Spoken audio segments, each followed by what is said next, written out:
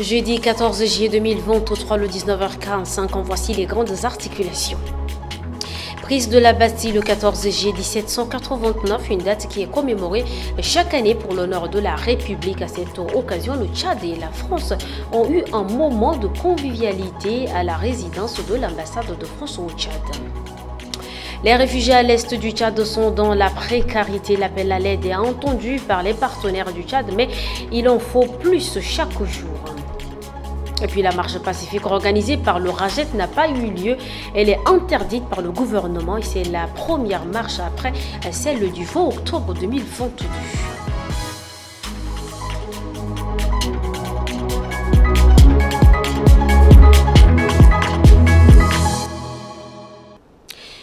Bienvenue à tous. La marche prévue pour ce 14 juillet par le parti Rajet, parti Rassemblement pour la justice et l'égalité au Tchad pour un retour à l'ordre constitutionnel, a été étouffée dans l'œuf parce qu'interdite par le ministère de la Sécurité. Les forces de l'ordre ont envahi certains carrefours de la capitale ce matin. Le point avec Emedou Nassou. Très tôt ce matin, les forces de l'ordre ont quadrillé les coins stratégiques de la ville de N'Djamena.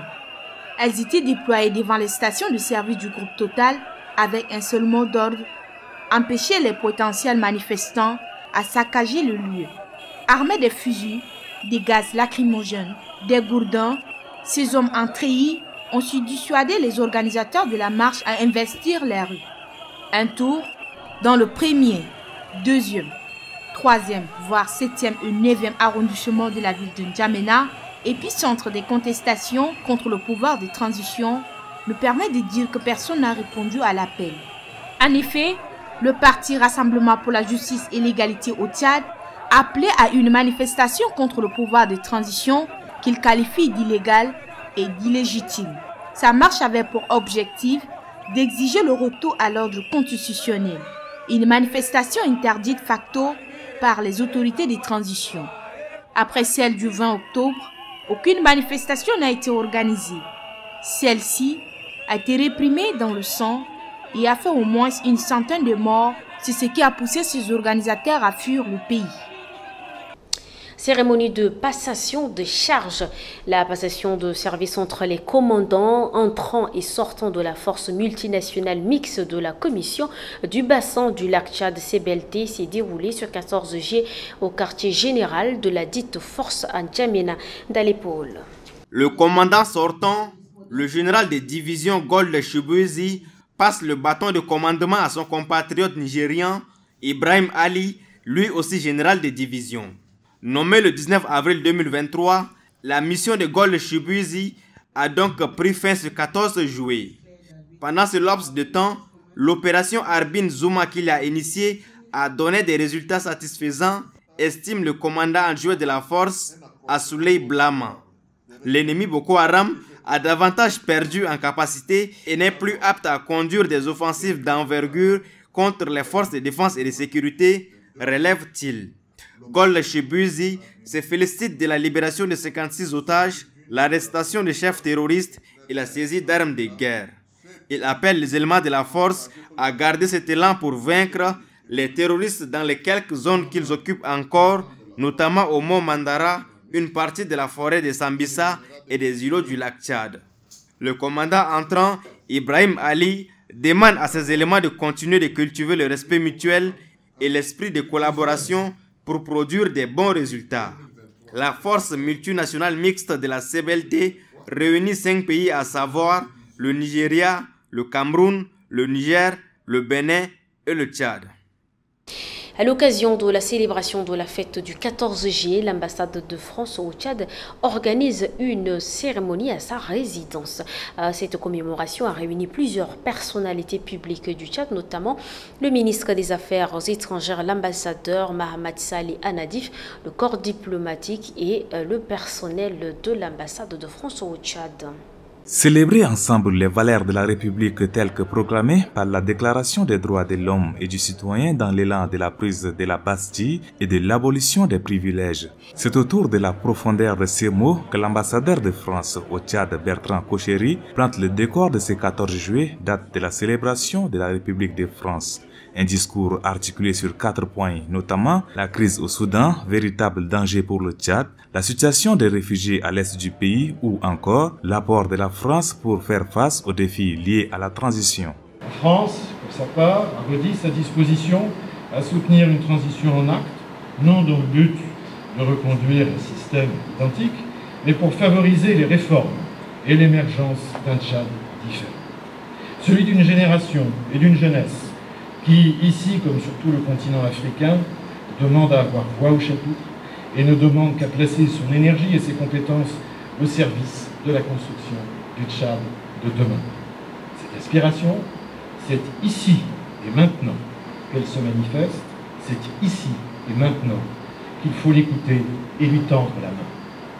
Cet événement marque également la fin de sa mission au Tchad et en présence de ses invités de marque, Bertrand Kocheri revient sur les 4 années passées au Tchad au service des relations entre le Tchad et la France qui, malgré de nombreux défis, sont au beau fixe. Cerise sur le gâteau, les invités ont eu droit à la présentation d'une des reconstitutions du crâne de Toumaï par le professeur Michel Brunet, l'homme qui a découvert ses ossements dans le Djourab en 2001. Junior Bekoutou, toujours et encore la situation des réfugiés soudanais à l'est du Tchad devient de plus en plus inquiétante. Des milliers de réfugiés affluent par jour vers le Tchad. Les organisations humanitaires sur le terrain demandent l'appui de tous pour la prise en charge de ces personnes vulnérables. Rassoumor Djibleila.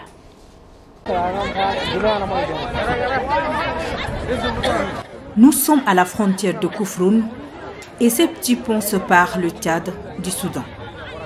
Chaque jour, des vagues de réfugiés affluent vers le territoire tchadien. Avec seul objectif, se mettre à l'abri des affrontements qui font rage au Soudan. Bagages à la tête et en main, ces personnes composées majoritairement des femmes, des enfants et des personnes âgées avancent difficilement.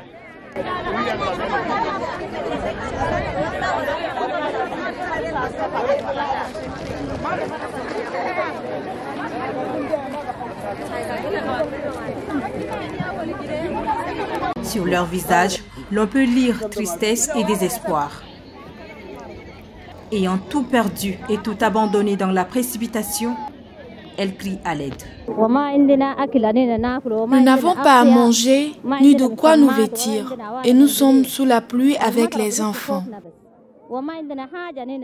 Nos enfants malades meurent tous les jours parce que nous manquons de centres de soins appropriés. Malgré l'appui des organismes humanitaires sur le terrain depuis le début du conflit, les besoins restent pressants dans ce camp d'Ourang. Nous devons faire tout pour mobiliser les ressources pour aider la population et les réfugiés. Mais vous-même, les journalistes, vous voyez ce qui est autour de nous. Là, à le moment où on vous parle, on faisait un peu le point et on pense que les acteurs humanitaires, que ce soit les agences, que ce soit les ONG, ont mobilisé et sont en train d'utiliser à peu près 30 millions de dollars. Et avec ces 30 000 de dollars, regarde ce qui est autour de nous et les gens qui ont besoin, qui n'ont pas encore été servis. Selon les organisations des Nations Unies, le Tchad compte sur son sol plus de 500 000 réfugiés. Et le gouvernement tchadien demande de l'aide. Tout autre chose, la formation des femmes membres des forces de sécurité intérieure sur les techniques et outils de réalisation des bons plans d'action et des groupes de travail a pris fin ce 14 juillet. C'est une initiative de l'Association pour la promotion des libertés fondamentales au Tchad, APLFT. À l'issue de cette initiative, quelques recommandations ont été faites par ces dernières. Ngena Ondoum Cynthia nous fait le résumé de cette clôture. Cette formation est initiée pour renforcer les capacités des membres du groupe de travail des femmes, des forces de l'ordre afin d'assurer leur durabilité et une bonne mise en œuvre de leur plan d'action. À l'issue de cet atelier, les participantes ont adressé des recommandations au gouvernement et à la PLFT. Dans une ambiance conviviale, fraternelle et bon enfant, vous avez débattu de manière dépassionnée et sans tabou des thématiques ci-dessus citées avec pour finalité de contribuer à la valorisation des droits et places des femmes au sein des FC. Les riches conclusions auxquelles vous êtes parvenus nous réconfortent dans notre engagement et détermination à œuvrer en vue de la promotion de la l'égalité genre dans les FC. Au nom donc de l'APLFT et de son parti. Appuyer les membres du groupe de travail des femmes FSI en technique et outils pour une bonne mise en œuvre de leur plan d'action. Assurer la durabilité du groupe de travail des femmes FSI pour la valorisation des rôles, places et droits de la femme au sein des FSI étaient les objectifs secondaires de cette formation. Selon la coordinatrice de la dite institution, ces 2 jours ont valablement répondu aux attentes des participantes. Le respect des textes relatifs à la parité dans le secteur de la sécurité intérieure. Le recrutement massif à titre exceptionnel des jeunes filles dans les différents corps de la sécurité intérieure. La mise à la disposition d'un local, des moyens logistiques et matériels en faveur des femmes FC. Pour tout le Tchad, l'on ne compte que 2 femmes contrôleurs générales. Une balance qui ne satisfait guère les organisations de défense des droits de l'homme en général et celles des femmes en particulier. 4 ex-activistes de la diaspora ont organisé une conférence débat ce 13 juillet dans un établissement hôtelier de la place. Ils participent à la transition depuis un bon bout de temps. C'est l'heure de faire un bilan. Bekoutou Junior nous en dit plus. Faire le bilan de leur participation dans la conduite de la transition est l'objectif de cette conférence débat animée par les ex-activistes politiques et des droits humains Makaila Ngebla, Abel Maïna, Mohamed Saleh Daoud et Hissène Daga. Mais aussi, la diaspora tchadienne, notamment les activistes, ont joué un rôle important. Et c'est de rappeler effectivement à la sphère politique tchadienne, aux autorités de la transition, qu'il a fallu que les activistes que nous sommes avions décidé de répondre à la main tendue du chef de l'État pour venir au Tchad. Et notre retour au Tchad a permis à ce que l'accord de Doha soit signé entre les politico-militaires et le pouvoir, mais également la tenue en N'Djamena du dialogue national inclusif, qui a vu la participation de nombreux acteurs de la société civile et tout comme des acteurs politiques, mais également de faire le bilan de notre propre participation en tant qu'activiste, en tant qu'acteurs qui avons joué un rôle important à l'époque, qui avons dénoncé également les actes incohérents du pouvoir précédent. Ces ratés de la transition sont au nombre de 2, selon lui. L'un des ratés, c'est aussi également les événements du 20 octobre qui ont endeuillé, ensanglanté le pays et que nous n'avons pas souhaité. Le deuxième raté également, c'est la composition de CONAREC qui ne fait pas l'unanimité parce qu'il y a un certain nombre d'acteurs qui estiment que la composition n'est pas inclusive.